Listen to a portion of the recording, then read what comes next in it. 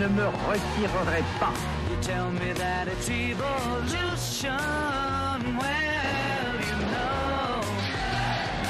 We all wanna change the world. Eh bien, bonjour tout le monde, il est 8h22 minutes. Merci de vous joindre à moi pour ouvrir un bloc-notes. Alors, on va commencer, Myriam, si vous le voulez bien. Frédéric aussi, vous êtes d'accord avec Sylvie, puisqu'il est question de mai 68. Mai 68, un mouvement, une révolution qui a marqué l'évolution du design en France, mais pas seulement. Mais pas seulement. Alors, on rappelle le contexte. Avant mai 68, comment ça se passe dans les intérieurs des Français? Eh bien, c'est très cadré, c'est très strict, on va dire. On sort des années 50. Bon, il y a l'après-guerre quand même, avec le début du plastique qui arrive aussi dans les intérieurs. Mais c'est quand même formica, bois, tout coordonné. On s'assoit sur des chaises, c'est très rigide. Et puis, mai 68, ça bouscule tout ça. Pourquoi? Parce qu'il y a cette liberté sociétale. Et en fait, les designers, eux, ils sont très influencés par ça, en général, par le contexte dans lequel ils vivent. Eh bien, ils commencent à dessiner des sièges ras du sol. Les canapés se baissent. Il y a le fameux soco, là, l'espèce de grosse de pouf. La grosse poire. La grosse poire pouf, dans laquelle on se jette. Pour faire des barricades. Oui, voilà. Inspiré des mais barricades. pourquoi aussi? Parce que les matériaux évoluent également. C'est-à-dire que les mousses deviennent techniquement adaptées à ce genre de dessin.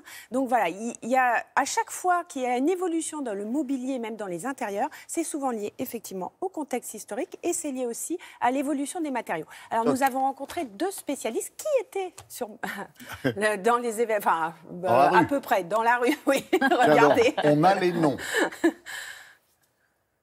Enfin, Michel Roux.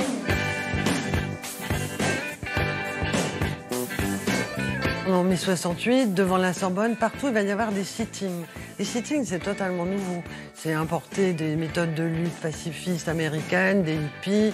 Et c'est un petit peu une révolution de s'asseoir par terre. C'est pas du tout anecdotique de regarder ces gestuels, ces attitudes du côté de l'ameublement, des intérieurs, et donc de regarder ça du côté du design. On va créer des meubles beaucoup plus au sol, beaucoup moins figés. Et ce qui va modifier l'habitat, c'est ce qui se passe au salon. Parce que les radios, les transistors qui deviennent portatifs, je pense à la petite télé de Roger Talon qui est créée en 67.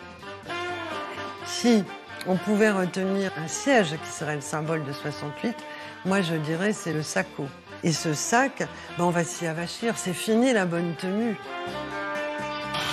On va sortir un petit peu plus tard le fameux togo sur lequel je suis assise de Michel Ducarrois. Quand il apparaît, il est un peu comme le sacco. Il est ovni, il est tout fripé. Michel Ducarrois dit qu'il s'est inspiré d'un tube dentifrice plié.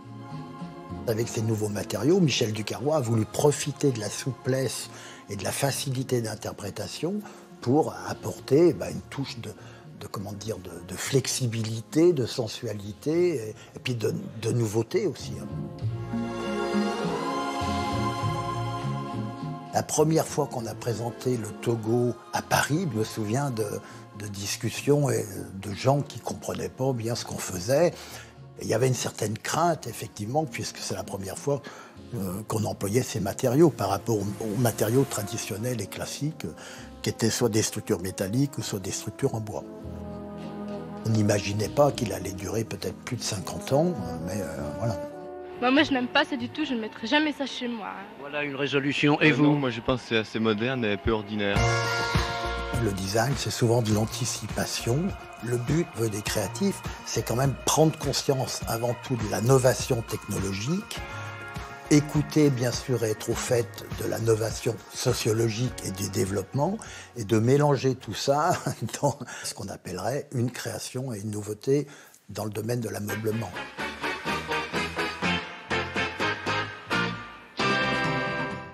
Non, mais c'est vrai que le canapé ressemble plus à un charpé. Un canapé Ouais, classique Michel des années Ducarrois 60. raconte qu'il aurait plié un tube de dentifrice et c'est ce qui lui aurait donné l'idée de ce Togo. Ce Togo qui est toujours dans le top 1 des ventes de cet éditeur de mobilier.